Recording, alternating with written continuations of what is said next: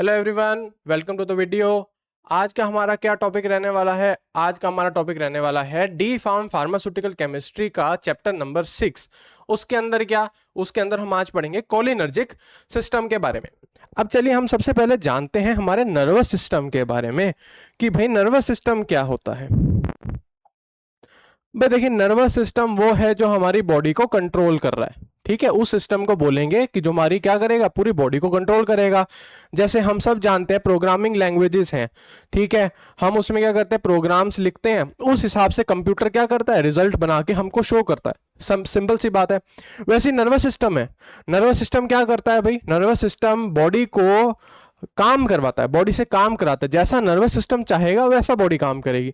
वो कैसे भाई? उसके अंदर न्यूरोट्रांसमीटर्स रिलीज करवाता है, न्यूरॉन्स हैं उसके पास, अलग अलग तरीके हैं बॉडी से काम कराने के। तो चलिए हम नर्वस सिस्टम लेते हैं कि भाई नर्वस सिस्टम है, ठीक है, जो कि हमारा नर्वस सिस्टम है जो, ठीक है, नर्वस सिस्टम है। अब ये क्या है भाई? दो तरीके में आ गया भाई। एक तो आ गया CNS यानी सेंट्रल नर्वस सिस्टम, इसके अंदर आ गए ब्रेन, ठीक है, ब्रेन आ गया, और आ गया हमारा स्पाइनल कॉर्ड। स्पाइनल कॉर्ड आ गई, ठीक है, स्पाइनल कॉर्ड आ गई। चलिए ये बात खत्म हो गई। उसके बाद हमारा कौन सा आ गया? उसके बाद हमारा आ गया peripheral. Peripheral, peripheral nervous system, ठीक है। एक सेंट्रल हो गया नर्वस सिस्टम और एक हो गया पेरीफेरल नर्वस सिस्टम। पेरीफेरल के अंदर और आते हैं भाई। पेरीफेरल के अंदर आते हैं somatic, somatic and autonomic, autonomic nervous system, ठीक है। सोमैटिक वाले कौन से हो गए भाई? जो वॉल्यूमेंट्री मूवमेंट्स हैं, जैसे मैं हाथ हिला रहा हूं तो ये मेरे कंट्रोल में है, ठीक है, मैं चाहूं तो नीचे रख लूं, मैं चाहूं तो इनको यूज कर सकता हूं, तो वो सोमैटिक नर्वस सिस्टम में आ गया। अब ऑटोनॉमिक में क्या है कि भाई उसमें हमको हमारा कंट्रोल नहीं है, उससे हमको लेना देना नहीं है, बॉडी अपने आप क्या करेगी, ऑटोमेटिकली करेगी वो। जैसे कि कौन से होते हैं भाई? हार्ट बीट है हमारी, वो हम हार्ट तो हम खुद नहीं धड़कवाते, वो अपने आप धड़क रहा है, कंटिन्यूअसली धड़क रहा है बचपन से ही, ठीक है। मेटाबॉलिज्म, ठीक है, मेटाबॉलिज्म जो है वो हमारे हाथ में नहीं है, वो बॉडी में ऑटोमेटिकली होएगा, ठीक है। तो ये सारे क्या कंट्रोल कर रहा है भाई? ये सारा चीजें कौन कंट्रोल कर रहा है? ये हमारा कंट्रोल कर रहा है ऑटोनॉमिक नर्वस सिस्टम। इसके अंदर आगे और क्या आता है? ऑटोनॉमिक के अंदर आता है हमारा, देखिए, पैरासिम्पेथेटिक, पैरासिम्पेथेटिक, और एक आता है हमारा सिंपेथेटिक, ठीक है। अब सिंपैथेटिक नर्वस सिस्टम के बारे में हम पढ़ चुके हैं भाई। इमरजेंसी के दौरान रिलीज कराएगा हार्मोन्स को और बॉडी को तैयार रखेगा इमरजेंसी के लिए, ठीक है ना, फाइट और फ्लाइट, उस कंडीशन में बॉडी को तैयार करता है सिंपैथेटिक नर्वस सिस्टम, जिसको हमने एड्रिनर्जिक नर्वस सिस्टम भी बोला। वहीं आज हम बात करने जा रहे हैं पैरासिम्पैथेटिक नर्वस सिस्टम की, जिसको हम कोलिनर्जिक सिस्टम भी बोलते हैं। अब पैरासिम्पैथेटिक नर्वस सिस्टम क्या कराता है? अब पैरासिम्पैथेटिक नर्वस सिस्टम है जो वो करवाता है रेस्टिंग स्टेट पर बॉडी को कंट्रोल, कि भाई देखिए बॉडी तो हर टाइम पे कंट्रोल होनी चाहिए, रेस्टिंग स्टेट हो, ठीक है, या फाइट और फ्लाइट या इमरजेंसी स्टेट हो, उसके अंदर दोनों में बॉडी को कंट्रोल कराना है। तो पैरासिम्पैथेटिक नर्वस सिस्टम है जो वो रेस्टिंग स्टेट में बॉडी को कंट्रोल करने का काम कर रहा है। अब देखिए कैसे काम करते हैं भाई। सबके पास है न्यूरोट्रांसमीटर्स, ठीक है। जो हमारा पैरासिम्पैथेटिक नर्वस सिस्टम है, इसका न्यूरोट्रांसमीटर कौन सा है काम का? इसके अंदर जो प्राइमरी न्यूरोट्रांसमीटर है वो है हमारा एसिटाइल कोलाइन, एक एसिटाइल कोलाइन, ठीक है ना, एसिटाइल कोलाइन है जो वो हमारा प्राइमरी न्यूरोट्रांसमीटर है पैरासिम्पैथेटिक नर्वस सिस्टम का। एसिटाइल कोलाइन, कोलाइन लास्ट में कोलाइन आ रहा है, इससे ही हम समझ जाते हैं कि क्या बोला जा रहा है, कोलिनर्जिक सिस्टम बोला जा रहा है पैरासिम्पैथेटिक नर्वस सिस्टम को, ठीक है। ये हम क्या गए समझ कि एसिटाइल कोलाइन प्राइमरी न्यूरोट्रांसमीटर है, यही मेन काम करता है इस सिस्टम के अंदर, ठीक है। आगे बात करें तो हम पैरासिम्पैथेटिक नर्वस सिस्टम के बारे में डिस्कस करने जा रहे हैं, ठीक है। अभी क्या बात करी भाई? एसिटाइल कोलाइन, जो हमारा एसिटाइल कोलाइन है, जिसको मैं क्या लिख सकता हूं भाई? मैं ACH भी लिख सकता हूं, एसिटाइल कोलाइन लिख सकता हूं, है ना, उसको मैं ये लिख सकता हूं एसिटाइल कोलाइन। चलिए ये हम समझ गए। अब भाई देखिए ये कैसे बनता है एसिटाइल कोलाइन। अब हम सब जानते हैं हमारी बॉडी में होता है एसिटाइल COA, ठीक है ना, ये क्या है? कोएंजाइम A, COA का मतलब क्या है? कोएंजाइम A, ठीक है, और एक होता है हमारी बॉडी में कोलाइन, चलिए कोलाइन होता है, ठीक है। अब ये सारी चीजें हैं, बीच में हमारा है भाई क्या, ये क्या चीज बना दी, ये चीज है भाई हमारी प्री साइनेप्टिक न्यूरॉन, ठीक है, प्री साइनेप्टिक नर्व एंडिंग है हमारी किसकी, न्यूरॉन की, समझ गए, ठीक है। अब एसिटाइल कोलाइन और कोलाइन, सॉरी एसिटाइल सीओए और कोलाइन इसके अंदर आएंगे, ठीक है, आ गए, क्या बन जाएगा भाई, एसिटाइल को सीओ, ऐसे ये कोलाइन है हमारे पास, एसिटाइल कोलाइन कहां से मिला भाई, बॉडी के अंदर से आया, कोलाइन कहां से मिला भाई, हमको मिला हमारे जो फूड है, जो हमारी डाइट है उससे मिला। अब यहां पर बीच में एक एंजाइम काम करने आता है, कोलाइन, ठीक है, एसिटाइल, कोलाइन एसिटाइल ट्रांसफरेज, ठीक है, कोलाइन एसिटाइल ट्रांसफरेज एंजाइम है, वो क्या करेगा, इसके साथ जोड़ देगा और सीधा बना देगा एसिटाइल कोलाइन, ठीक है, बन गया एसिटाइल कोलाइन, एसिटाइल सीओ आया, कोलाइन आया हमारे खाने से, फिर बीच में एक एंजाइम आया कोलाइन एसिटाइल ट्रांसफरेज, उसने ये एसिटाइल को ट्रांसफर कर दिया कोलाइन के साथ, तो एसिटाइल कोलाइन हमारा न्यूरोट्रांसमीटर बन गया। अब ये क्या होगा भाई, वेसिकल्स होंगे, वेसिकल्स यानी कंटेनर्स, ठीक है, कंटेनर टाइप एक चीज होगी, उसके अंदर एसिटाइल कोलाइन स्टोर हो जाएगा, किसमें, प्री साइनेप्टिक न्यूरॉन में। अब हम सब जानते हैं नर्व ट्रांसमिशन के दौरान कैल्शियम आयंस रिलीज होते हैं और उससे क्या होता है, हमारा न्यूरोट्रांसमीटर रिलीज होता है। तो वैसे ही जब इसमें कैल्शियम आयंस रिलीज होंगे, जब बॉडी को जरूरत होगी, ठीक है, किसकी, एसिटाइल कोलाइन की, कैल्शियम आयंस रिलीज होंगे, ठीक है ना, तो क्या होगा, एसिटाइल कोलाइन है जो वो हमारे किस में आ जाएगा, ये क्या जगह हो गई भाई, नर्व एंडिंग के बाहर तो साइनेप्स होता है, ये साइनेप्स जगह है, तो हमारा जो एसिटाइल कोलाइन है वो इस साइनेप्स में आ जाएगा, साइनेप्स में आ जाएगा। उसके बाद क्या करेगा भाई, साइनेप्स में आना ही थोड़ी काम है, उसके बाद इसके दो रिसेप्टर होते हैं नीचे, ठीक है, एक होता है जिसको हम बोलते हैं निकोटिनिक, ठीक है, निकोटिनिक रिसेप्टर्स, और एक होता है मस्कैरिनिक, मस्कैरिनिक रिसेप्टर्स, निकोटिनिक और मस्कैरिनिक। अब जिस हिसाब से जरूरत होगी उस हिसाब से क्या होगा, एसिटाइल कोलाइन बाइंड होगा निकोटिनिक पे या मस्कैरिनिक पे, ठीक है। अब ये इस पर बाइंड हो जाएगा, अब हमेशा के लिए तो बाइंड रखना नहीं है इसको, तो इसके लिए एक एंजाइम और आता है, ठीक है, कौन सा एंजाइम आता है भाई, कोलाइन एस्टरेस, वो क्या करता है, कौन सा एंजाइम आएगा इधर, कोलाइन एस्टरेस। अब ये जो कोलाइन एस्टरेस ये एंजाइम है, ये आके इसको ब्रेक डाउन कर देगा एसिटाइल कोलाइन का, और क्या होगा, एसिटाइल कोलाइन वापस अपने जगह पे चली जाएगी जहां पर वो होनी चाहिए, ठीक है। तो ये दो हम जान गए कि रिसेप्टर्स होते हैं, एसिटाइल कोलाइन कैसे बनता है, एसिटाइल सीओए और कोलाइन आते हैं, बीच में एंजाइम आता है एक कोलाइन एसिटाइल ट्रांसफरेज, वो एसिटाइल कोलाइन बना देता है और एसिटाइल कोलाइन अपने वेसिकल्स में स्टोर हो जाता है, कहां पर, pre synaptic neuron, pre synaptic nerve ending है ये, समझ गए इतना। जैसे कैल्शियम आयंस रिलीज होंगे, ठीक है, कब होंगे भाई, जब इंपल्स जनरेट होगी, कैल्शियम आयंस रिलीज होंगे, वो क्या करेंगे, इन वेसिकल्स को तोड़ देंगे और वेसिकल से बाहर निकाल देंगे एसिटाइल कोलाइन को, एसिटाइल कोलाइन साइनेप्स में आ जाएगा, साइनेप्स में आने के बाद वो अपने रिसेप्टर्स पर बाइंड कर जाएगा, निकोटिनिक या मस्कैरिनिक, जिस हिसाब से जरूरत होगी, ठीक है। फिर क्या होगा, हमेशा के लिए तो बाइंडिंग करानी नहीं, फिर कोलाइन एस्टरेस आ जाएगा, वो एसिटाइल कोलाइन का क्या कर देगा, ब्रेक डाउन कर देगा। ये हम क्या समझ गए भाई, ठीक है ना, तो ये हम समझ गए। अब हम आगे इसकी थ्योरी पार्ट में जाएंगे, चलिए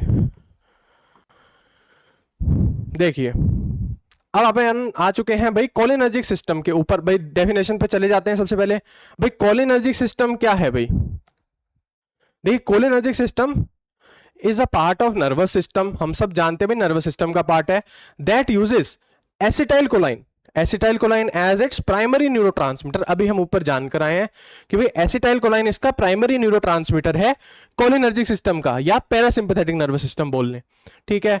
it includes neurons in both central nervous system and peripheral nervous system. Neurons कहां कहां के काम के हैं भाई, सेंट्रल नर्वस सिस्टम के और पेरिफेरल नर्वस सिस्टम के, दोनों जगह के।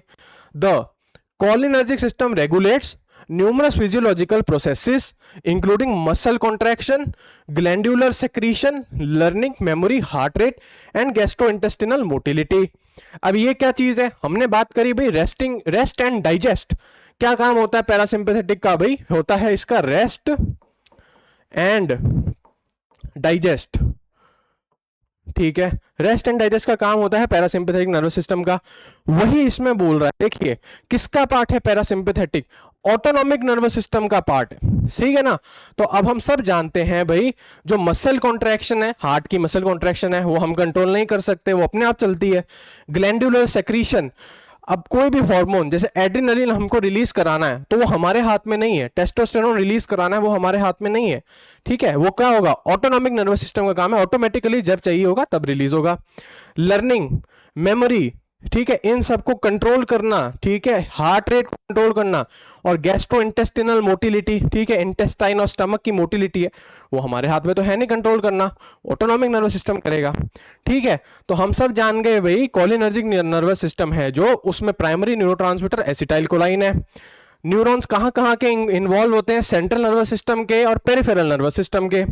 कोलिनर्जिक सिस्टम क्या काम करता है, फिजियोलॉजिकल प्रोसेसेस कंट्रोल करता है, जैसे muscle contraction, glandular secretion, learning, memory, heart rate, gastrointestinal motility. Rest and digest, ये इसका क्या है भाई, काम करने का तरीका, रेस्ट एंड डाइजेस्ट, ठीक है ना। आगे देखें, व्हाट इज एसिटाइल कोलाइन। भाई एसिटाइल कोलाइन क्या है, एसिटाइल कोलाइन फर्स्ट न्यूरोट्रांसमीटर जो डिस्कवर किया गया था वो है, और हमारे पैरासिम्पैथेटिक नर्वस सिस्टम का प्राइमरी या प्रिंसिपल न्यूरोट्रांसमीटर है, ठीक है। क्या लिखा है देखें, it is the principal neurotransmitter of all preganglionic autonomic neurons, parasympathetic postganglionic neurons, somatic motor neurons and several neurons in the brain. अब गैंग्लियोनिक का शब्द अगर हम जाएं, देखिए हमने क्या बोला भाई, सेंट्रल नर्वस सिस्टम होता है और पेरिफेरल नर्वस सिस्टम होता है। तो गैंग्लिया का क्या बात हो गई भाई, न्यूरॉन्स होते हैं दोनों में, सेंट्रल नर्वस सिस्टम में भी पेरिफेरल में भी। अब एक क्लस्टर ऑफ न्यूरॉन्स, न्यूरॉन्स का गुच्छा, ठीक है, उसको हम क्या बोलेंगे, गैंग्लिया। पर उसके लिए एक शर्त है कि अगर ये गुच्छा पेरिफेरल नर्वस सिस्टम में प्रेजेंट है तो हम इसको गैंग्लिया बोल सकते हैं, लेकिन अगर ये सेंट्रल नर्वस सिस्टम में प्रेजेंट है तो हम इसको न्यूक्लियस बोलेंगे, ठीक है। ये हम चीज समझ गए। अब ये क्या बोल रहा है, ये जो एसिटाइल कोलाइन है ये प्री गैंग्लियोनिक ऑटोनॉमिक न्यूरॉन्स के अंदर यूज आता है, पैरासिम्पैथेटिक पोस्ट गैंग्लियोनिक। प्री का मतलब होता है पहले वाला, अभी हमने बात करी प्री साइनेप्टिक मतलब साइनेप्स से पहले वाला जो नर्व एंडिंग है वो, पोस्ट गैंग्लियोनिक मतलब उसके आगे वाला जो नर्व एंडिंग होगा वो, और सोमैटिक मोटर न्यूरॉन। सोमैटिक तो वो हो गए जो हम वॉल्यूएंट्रिली हम खुद कंट्रोल कर सकते हैं, वो हो गए सोमैटिक मोटर न्यूरॉन्स, ठीक है। और भी जो न्यूरॉन्स हैं उनको भी क्या करता है, ये कंट्रोल करता है। देख लीजिए केमिकल नेचर, देख लीजिए एसिटाइल कोलाइन का फॉर्मूला दे रखा है आपके सामने, मॉलिक्यूलर वेट 146.21 ग्राम पर मोल है। ये एक तरीके का एस्टर है, कैसा, क्वाटरनरी अमोनियम एस्टर, ठीक है। इसीलिए हमने बात करी कि भाई कोलाइन, सॉरी हमारा जो है वो, इसका जो डिस्ट्रॉय करने वाला जो एंजाइम है वो कौन सा है, एसिटाइल कोलाइन एस्टरेज, ये होगा हमारा इसको डिस्ट्रॉय करने वाला एंजाइम। देखिए ना एस्टरेज लिखा है क्योंकि ये खुद क्या है, एस्टर है, ठीक है। आगे हम देखते हैं, ये रहा इसका सिंथेसिस, हम जान चुके हैं भाई। देखिए एसिटाइल CoA और कोलाइन आए, कोलाइन एसिटाइल ट्रांसफरेज आया, एसिटाइल कोलाइन बन गया, वेसिकल्स में स्टोर हो गया। जब नर्व इंपल्स आई, कैल्शियम आयंस आए, उन्होंने वेसिकल्स को तोड़कर ये एसिटाइल कोलाइन को साइनेप्स में छोड़ दिया। उस हिसाब से क्या हुआ भाई, उस हिसाब से ये इनकी बाइंडिंग हुई, किसकी, एसिटाइल कोलाइन की, किन पर, हमारे जो रिसेप्टर्स हैं जैसे कि मस्केरेनिक और निकोटिनिक, ये दो तरीके के रिसेप्टर्स होते हैं पैरासिम्पैथेटिक नर्वस सिस्टम में, उस पर एसिटाइल कोलाइन बाइंड करेगा जिस हिसाब से एक्शन प्रोड्यूस करना है उस हिसाब से, ठीक है। उसके बाद क्या होगा, एसिटाइल कोलाइन एस्टरेस, ये हमने बात करी, ये ब्रेक डाउन कर देगा इन एंजाइम्स का, ठीक है। फिर क्या होगा, कोलाइन का रीअपटेक हो जाएगा, कहां जाएगी, ब्रेन में जाएगी, ठीक है। अब कोलिनर्जिक रिसेप्टर्स की बात हो गई भाई, हम जानते हैं क्या हो चुका है, एसिटाइल कोलाइन एस्टरेस की हमने बात कर ली।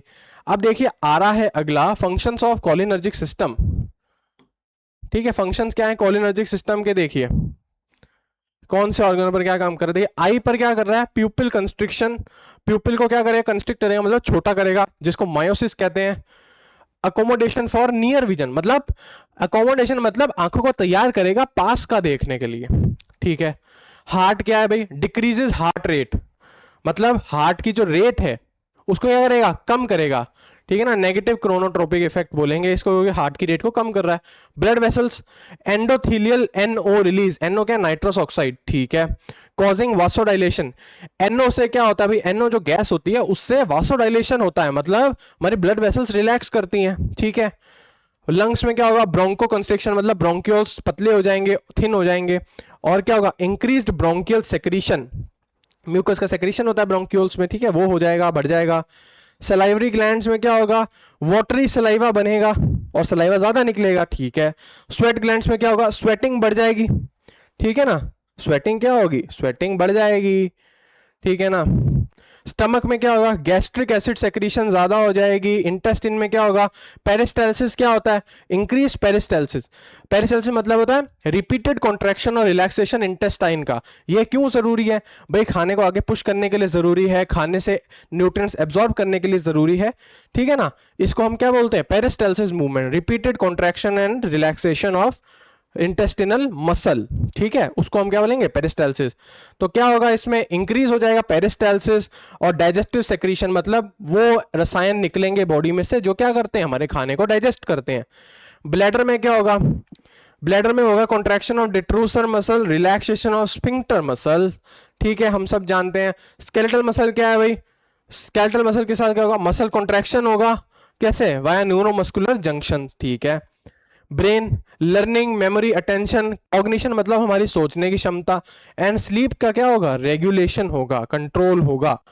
बस इतना समझ लिया हमने।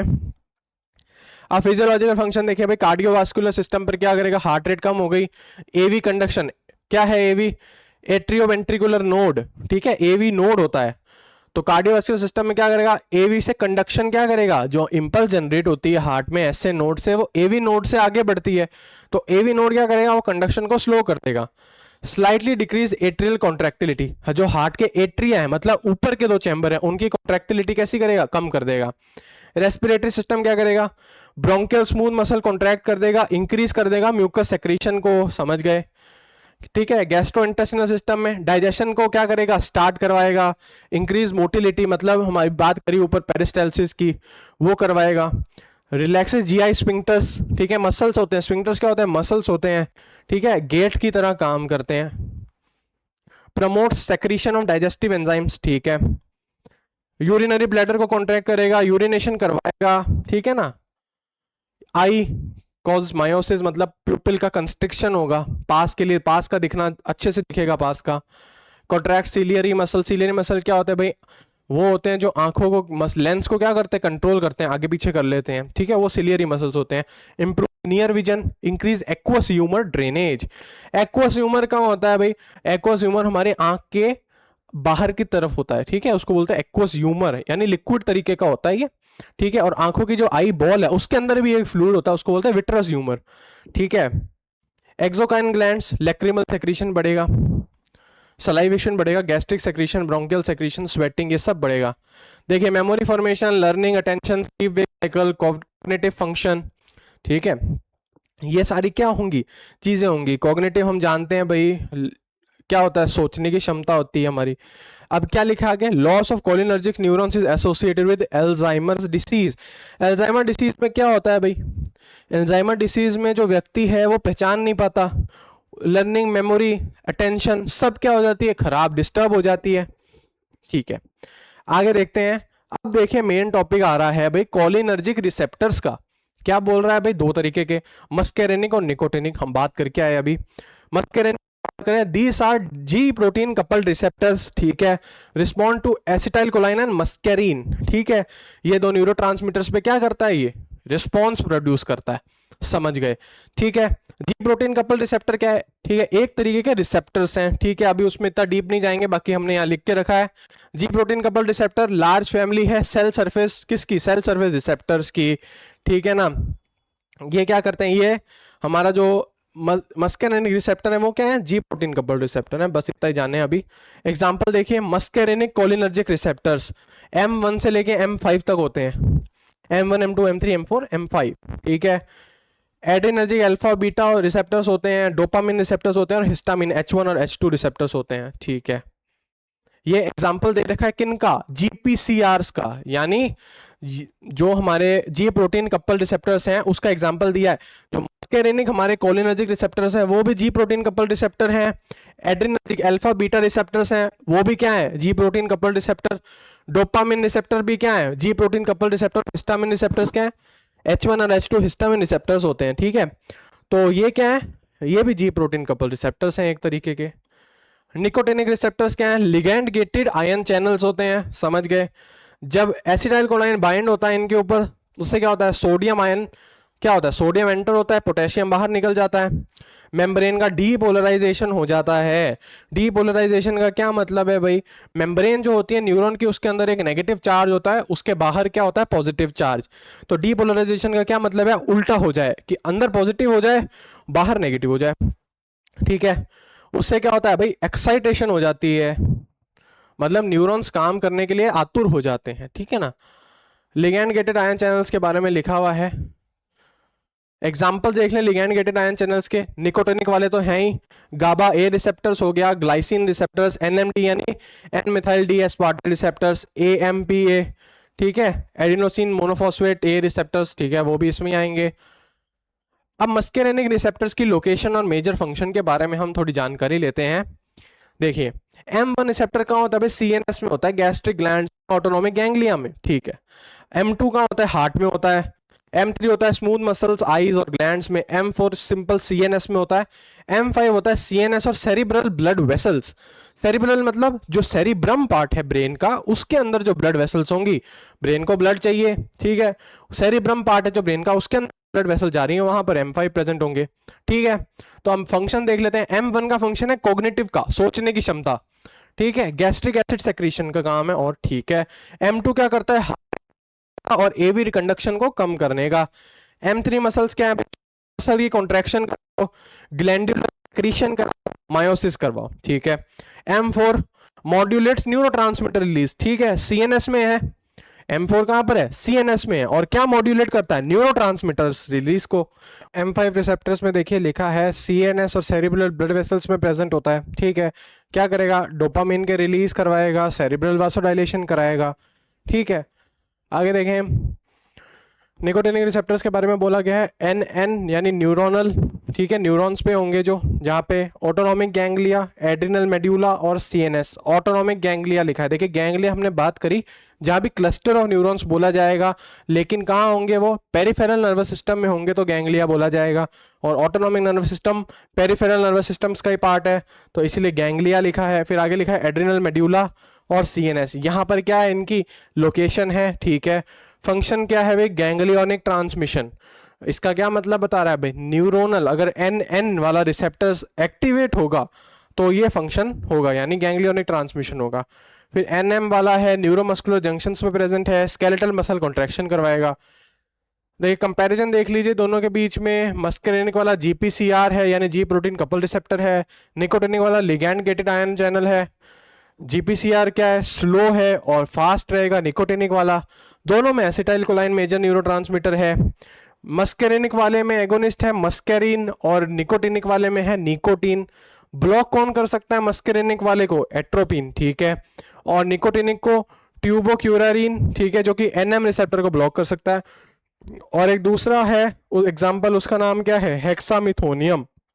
ठीक है, आगे देख लेते हैं हम, न्यूरोट्रांसमीटर्स ऑफ कोलिनर्जिक सिस्टम के बारे में बताया गया है भाई। एसिटाइल कोलाइन है, हम सब जानते हैं, प्राइमरी कोलिनर्जिक न्यूरोट्रांसमीटर है। अगला नाइट्रिक ऑक्साइड रहेगा, क्या करेगा, एंडोथीलियल वासोडाइलेशन कराएगा। एंडोथीलियल मतलब देखिए हमारी जो ब्लड वेसल्स है उसकी ऊपरी लेयर होती है, उसके नीचे वाली जो लेयर होती है, ठीक है, उसको हम एंडोथीलियम बोलते हैं, वहां पर क्या कराएगा, वासोडाइलेशन कराएगा। ठीक है, आफ्टर M3 एक्टिवेशन, मतलब M3 रिसेप्टर को एक्टिवेट कराएगा, एंडोथीलियल वासोडाइलेशन कराएगा। उसके बाद कौन, नाइट्रिक ऑक्साइड NO, ठीक है। फिर एक अगला न्यूरोट्रांसमीटर आता है सब्सटेंस P, क्या करता है, सेंसरी न्यूरोट्रांसमिशन, ठीक है, सेंसरी यानी senses, eyes, ears, nose, tongue and skin, ठीक है।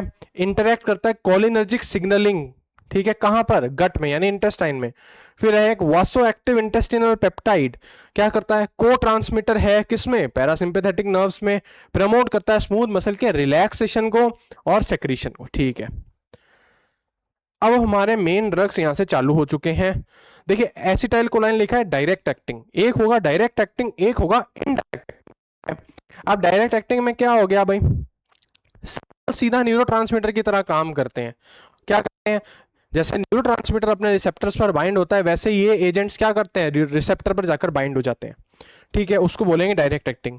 लेकिन कुछ होते हैं डायरेक्ट एक्टिंग, जो क्या करते हैं, एसिटाइल कोलाइन का रिलीज करवाते हैं, फिर एसिटाइल कोलाइन आगे न्यूरोट्रांसमीटर्स पर, सॉरी रिसेप्टर्स पर बाइंड होता है। ठीक है, तो उसको क्या बोलते हैं, इनडायरेक्ट एक्टिंग। तो यहाँ एसिटाइल कोलाइन है, वो तो खुद ही न्यूरोट्रांसमीटर है, डायरेक्ट एक्टिंग में आएगा। किस पर बाइंड करता है भाई, M1 से M5 किसी पे भी कर सकता है, और निकोटिनिक दोनों रिसेप्टर्स पे भी कर सकता है। फिर एक कार्बाकोल आता है, ये खुद भी डायरेक्ट एक्टिंग एजेंट है। ठीक है, मस्कैरिनिक और निकोटिनिक रिसेप्टर्स पर काम करेगा।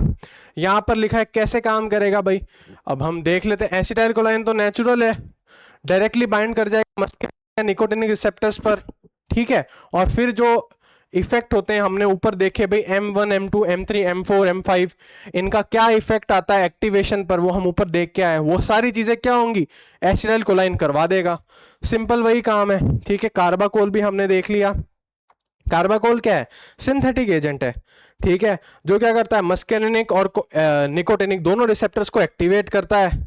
ठीक है, पर इसमें एक फायदा क्या है, जैसे कि एसिटाइल कोलाइन हाइड्रोलाइसिस हो जाता है एसिटाइल कोलाइन का, किसके द्वारा, एसिटाइल कोलाइन एस्टरेस एंजाइम के द्वारा, और एसिटाइल कोलाइन ब्रेक डाउन हो गया और फिर रीअपटेक कर लिया जाता है ब्रेन के द्वारा। लेकिन कार्बाकोल में ऐसा नहीं है, कार्बाकोल का ब्रेक डाउन नहीं कर पाएगा कौन, एसिटाइल कोलाइन एस्टरेस एंजाइम। ठीक है ना, तो इसका ड्यूरेशन ऑफ एक्शन लंबा हो गया। फिर अगला आता है पिलोकार्पिन, डायरेक्ट एक्टिंग एजेंट है। ठीक है, डायरेक्ट एक्टिंग एजेंट है, किस पे काम करेगा, M1 M2 M3 रिसेप्टर्स पर काम करेगा। ठीक है, और क्या करेगा, M1 पे बाइंड करेगा, M2 पे या M3 पे बाइंड करेगा, इनका एक्टिवेशन करवा देगा। और इनके एक्टिवेशन से क्या क्या इफेक्ट होते हैं वो हम ऊपर पढ़ के आए हैं, फटाफट यहाँ पर रिवाइज कर लेते हैं एक बार। क्या बोल रहा है भाई, M3 रिसेप्टर्स पर बाइंड होगा तो एक्सोक्राइन ग्लैंड्स और स्मूथ मसल्स क्या होंगे, स्टिमुलेट होंगे। ठीक है, इंक्रीज करेगा सलाइवरी और लैक्रिमल सेक्रीशन को, स्वेट ग्लैंड के सेक्रीशन को। ठीक है, और क्या करेगा, मेयोसिस कराएगा। मेयोसिस क्या होता है, प्यूपिल का कंस्ट्रिक्शन, यानी प्यूपिल छोटा हो जाता है और पास का हमको क्लियरली दिखता है। ठीक है, सिलियरी मसल्स को कॉन्ट्रैक्ट करेगा। और क्या करेगा, enhance aqueous humour drainage through the trabecular meshwork. ठीक है, ये थोड़ा एनाटॉमी के अंदर घुस गए, वो लिखा हुआ है। ठीक है, नियोस्टिग्मिन हमका, हमारा क्या काम का है भाई, हमको पिलोकार्पिन बोल दिया, उसको हमको क्या काम है भाई, डायरेक्ट एक्टिंग है। ठीक है, मस्कैरिनिक एगोनिस्ट है, ये लिखना है। M1 M2 M3 रिसेप्टर में बाइंड होएगा, ये लिखना है। साथ ही हमको ये मोड ऑफ एक्शन भी लिखना है, लेकिन बड़े सिंपल लैंग्वेज में हमको लिखने की जरूरत पड़ेगी उधर। ठीक है, क्लियरली हम बोल सकते हैं कि भाई M3 पे बाइंड होता है, M2 पे M1 पे बाइंड होता है। उससे क्या होता है, सलाइवा का सेक्रीशन बढ़ता है, लैक्रिमल सेक्रीशन बढ़ता है, स्वेट ग्लैंड का सेक्रीशन बढ़ता है। साथ ही मायोसिस होता है, यानी प्यूपिल कॉन्ट्रैक्ट होता है। ठीक है, सिलियरी मसल कॉन्ट्रैक्ट होता है, पास का हमको क्लियर दिखता है, नियर विजन क्या होती है, एनहेंस हो जाती है। ठीक है, बस इतना ही हमको क्या करना है, ध्यान रखना, और क्लियरली बस इतना ही लिखना है। ठीक है ना, साथ ही इसमें क्या बोल रहा है, lower intraocular pressure in glaucoma, ये ध्यान रखने की चीज है। ये इसमें क्या हो गया, इसका एक अच्छा इफेक्ट हो गया। ठीक है ना, स्टार इफेक्ट हो गया। ये क्या बोल रहा है भाई, इंट्रा ऑक्यूलर प्रेशर को ये कम करता है ग्लोकोमा में। ग्लोकोमा में क्या होता है, आई बॉल के अंदर भी क्या होता है, विट्रस ह्यूमर भरा हुआ होता है, जिससे आई बॉल की शेप मेंटेन रहती है। लेकिन कभी क्या होता है, ये प्रेशर जो अंदर होता है आई बॉल के, ये बहुत बढ़ जाता है, उससे ऑप्टिक नर्व में क्या होती है, दिक्कत आने लग जाती है। ऑप्टिक नर्व में अगर दिक्कत आएगी तो जो इमेज हमको दिखती है वो ब्रेन तक नहीं पहुंच पाएगी। ठीक है ना, तो हम समझ नहीं पाएंगे हमारे सामने क्या है। उस कंडीशन को हम ग्लोकोमा बोल देते हैं। तो पिलोकार्पिन किस में काम आता है भाई, ग्लोकोमा में काम आता है, क्योंकि ये इंट्राऑक्यूलर प्रेशर को क्या करता है, कम। इंट्राऑक्यूलर का मतलब है आंख की आई बॉल के अंदर का प्रेशर, उसको ये कम कर देता है। आगे देखें, neostigmine reversible acetylcholine esterase inhibitor, ये हम सब जानते हैं, बार बार वही चीजें रिपीट हो रही हैं भाई। एसिटाइल कोलाइन एस्ट्रेज इनहिबिटर बोल दिया। अब एसिटाइल कोलाइन एस्ट्रेज वही है जो एसिटाइल कोलाइन का हाइड्रोलिसिस कराता है, उसका ब्रेकडाउन कराता है, फिर उसका रीअपटेक करवाता है, ये चीज है। अब मैंने इसी एंजाइम को अगर इनहिबिट कर दिया तो इससे क्या हो गया भाई, एसिटाइल कोलाइन क्या करेगा, लंबे समय तक काम कर पाएगा, ठीक है ना। तो ये क्या हो गया भाई, वही बोला है कि नियोस्टिग्मिन इस तरीके से काम करता है, ठीक है। एंड एड्रोफोनियम क्लोराइड अगला, ये क्या करता है, रिवर्सिबली इनहिबिट करता है वापस वही एसिटाइल कोलाइन एस्ट्रेस को, ठीक है।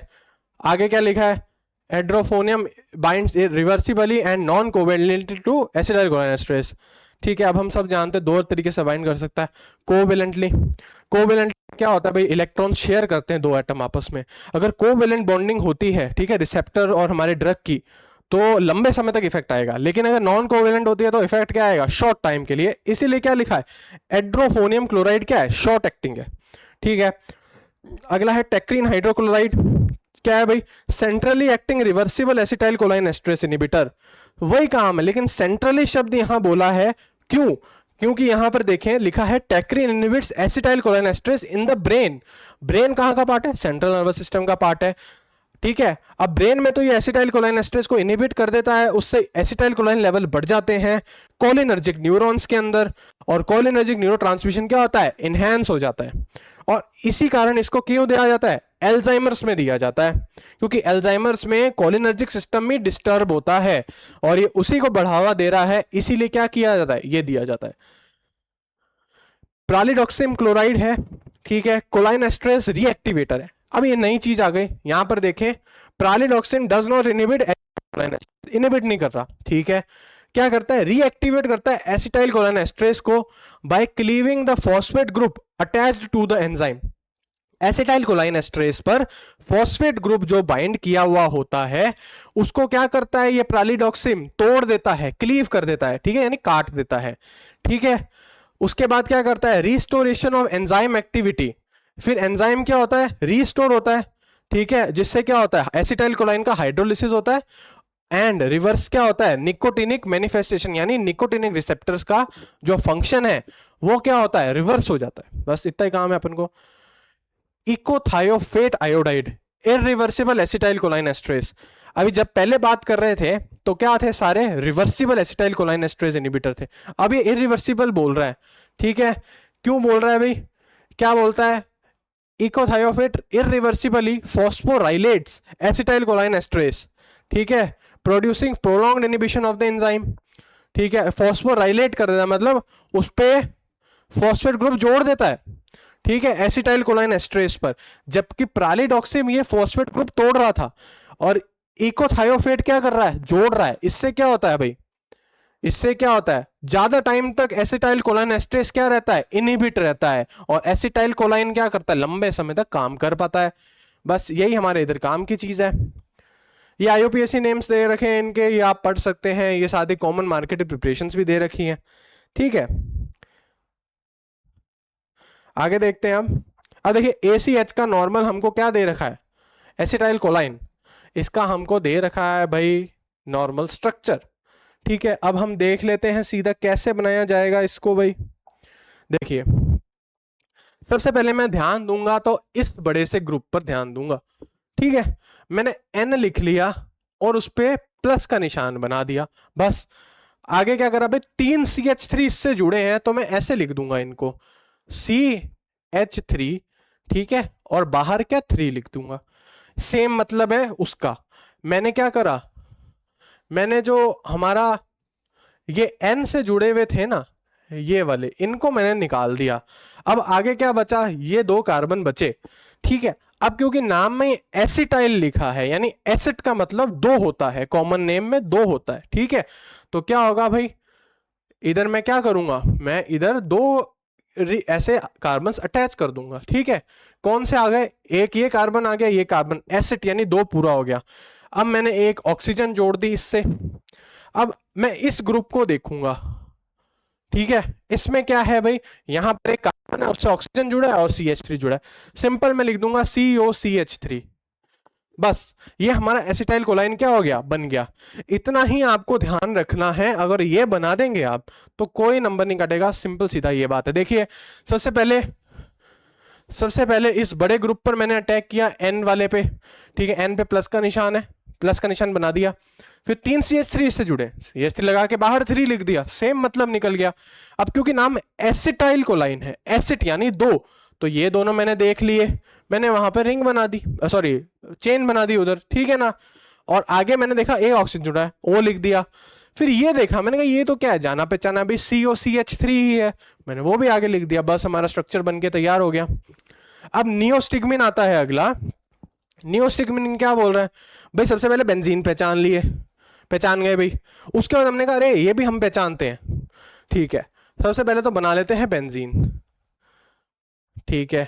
अब बेंजीन रेजोनेंस स्ट्रक्चर है, बना दिया बीच में गोला, ठीक है। अब इसके ऑर्थो पर हमने क्या किया, ऑर्थो पर नाइट्रोजन जोड़ा, प्लस का निशान लगा दिया, साथ ही 3 CH3 जुड़े हैं इस पे, ठीक है, हमने वापस वैसे ही बना दिया, जोड़ दिया। अब इतना तो हमने कर दिया। अब जहां ये एसिड की रिंग थी, मतलब एसिड की ये जो चेन थी, यहां पर केवल बेंजीन आया है, ज्यादा कुछ ध्यान रखने की जरूरत नहीं है, ठीक है। वहां पे हमने बेंजीन पहले ही बना दिया। अब हमने क्या करा, इसके साथ ओ जोड़ दिया। अब फिर हमने आगे देखा ये भी हमारे कुछ देखा हुआ है भाई, ठीक है। तो अब क्या करेंगे, हम CO लिख देंगे, लेकिन यहां वापस क्या हो गया, ये आ गया, ठीक है ना। तो अब हम क्या करेंगे N।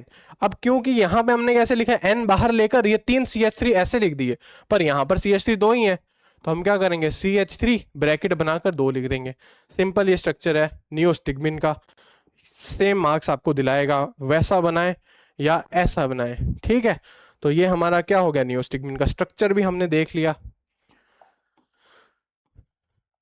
आगे देखते हैं भाई। देखिए मार्केट प्रिपरेशन आ चुकी है, प्रोटोपैम क्लोराइड यानी प्रालिडॉक्सिम क्लोराइड है इसके अंदर। आगे क्या है भाई, इंजेक्शन है ये, देखिए। फिर नियोस्टिग्मिन का भी है, और मायोस्टैट यानी जिसमें कार्बाकोल है, उसका भी हमने आपको दिखा दिया मार्केट प्रिपरेशन। तो आज के लिए बस इतना ही हमने डिस्कस कर लिया इसमें कोलिनर्जिक एगोनिस्ट के बारे में, जिनको हम पैरासिम्पैथेटिक एगोनिस्ट भी बोल सकते हैं। तो मिलते हैं नेक्स्ट वीडियो में। Thank you, like and subscribe.